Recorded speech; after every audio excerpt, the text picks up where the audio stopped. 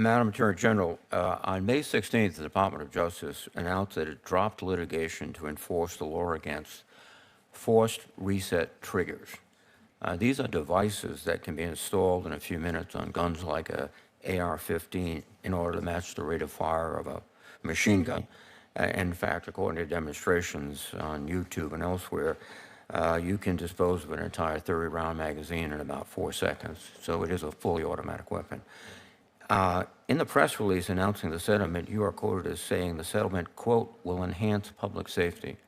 How does putting more automatic weapons, which have been against the law since the 1930s, enhance public safety? Thank you for that question, Senator Reid. What that will do, it will enhance public safety by settling the litigation, because it is a guarantee that the manufacturer will not put that in handguns.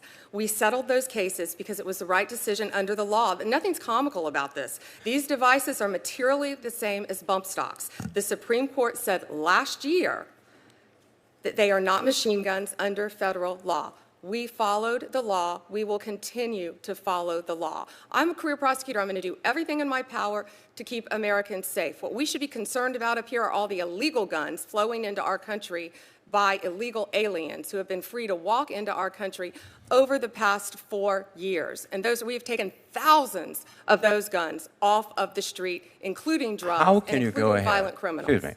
How can you go ahead and say we are more safe today because they will not put these automatic firing devices in pistols, which have magazines of about maybe 20 rounds at most, or maybe 10, and have a range much less than an automatic weapon? Have you ever fired an automatic weapon? I have.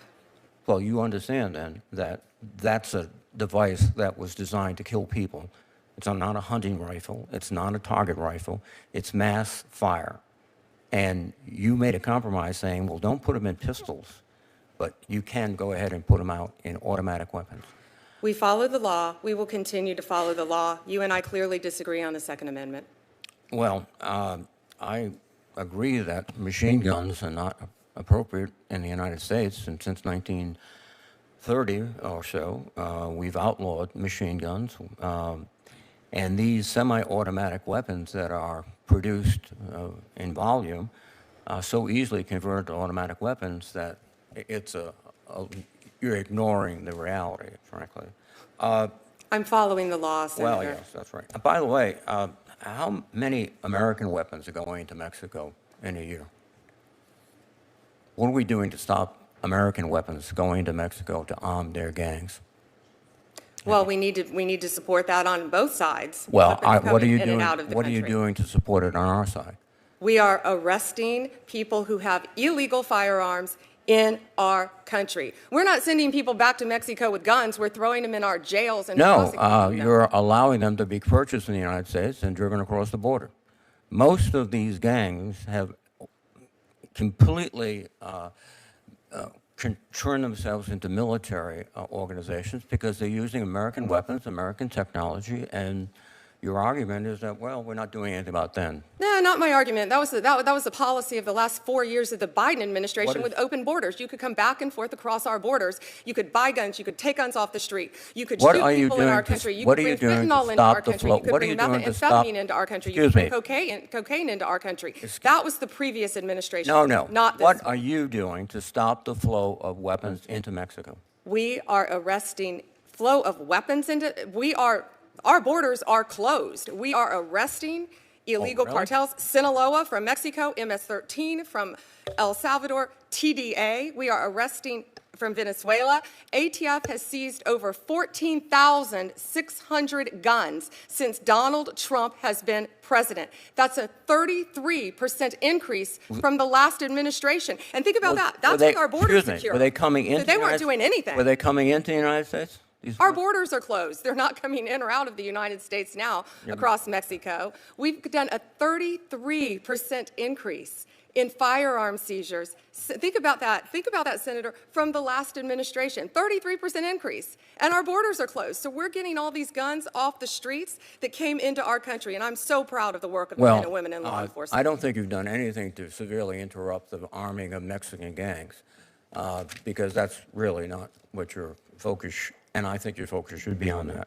But thank you, Mr. Chairman. And can I just add one thing? And No, because excuse the me, borders are closed, we are stopping the guns from going to Mexico. Well, let me ask you another question. If the borders are closed, why do we have a division headquarters of the United States Army in Fort Huachuca and military elements across the board when the border's closed and Border Patrol can handle it? As former military, I would think you would know the answer to that, to keep Americans safe. No, I think it's to promote the president's policies on the border, and the readiness of our forces are suffering as a result. Thank you. Today's Senate hearing took a sharp turn as Senator Reid challenged the Attorney General over the Department of Justice's decision to drop litigation against manufacturers of forced reset triggers, devices that can dramatically increase a firearm's rate of fire, making it function much like a machine gun. If you value detailed, fact-based coverage like this, make sure you subscribe so you never miss an update.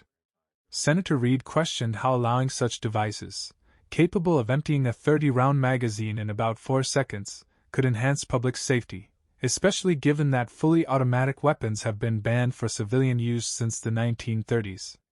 The Attorney General defended the settlement, arguing it ensures manufacturers will not put these devices in handguns and that the DOJ is following the law as interpreted by the Supreme Court, which ruled similar devices are not machine guns under federal statute. This is less about the DOJ endorsing the devices and more about their legal obligation to operate within the court's interpretation, even if some lawmakers believe the law is outdated. For balanced breakdowns of complex policy debates like this, remember to subscribe and join the conversation. The exchange revealed deeper disagreements over the Second Amendment. Senator Reid acknowledged he supports the right to bear arms but stressed that rapid-fire weapons are designed for killing, not hunting or sport. He accused the DOJ of ignoring the ease with which semi-automatics can be converted to full auto fire. The Attorney General countered that she is a career prosecutor committed to keeping Americans safe and reiterated that her office is bound by current law. We unpack both sides of issues like this, so if you want fact-first coverage, subscribe now. The conversation shifted to the problem of U.S.-made guns ending up in the hands of Mexican cartels. Senator Reid pressed the DOJ on what concrete steps it is taking to stop firearms from crossing the border.